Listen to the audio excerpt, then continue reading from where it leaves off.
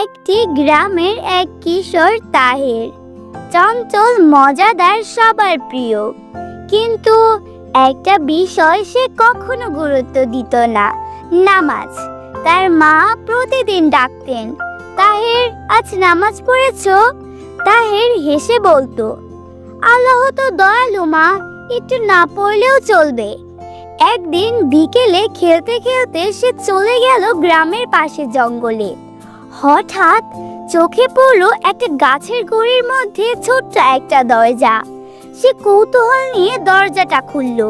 ভেতরে বসে আছেন এক বৃদ্ধ মানুষ, চোখে আলো, মুখে রহস্যময় হাসি। তিনি বললেন, এই দরজার পিছনে আছে মুক্তির রতন, কিন্তু এটা খুলবে না যতক্ষণ না তুমি 5 ওয়াক্ত নামাজ পড়ো।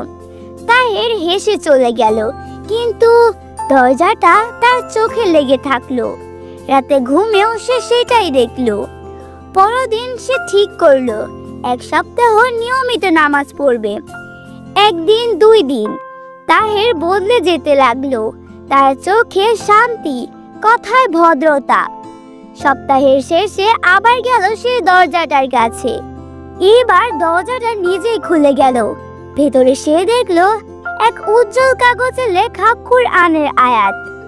নামাজ মানুষকে অশ্লীলতা ও মন্দ কাজ থেকে বিরত রাখে।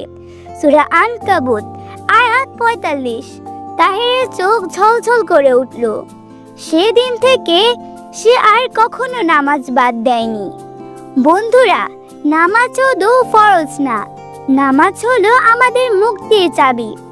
আপনি কি আজকের 5 ওয়াক্ত নামাজ পড়েছেন? যদি না পড়ে থাকেন, এক্ষুনি শুরু করুন।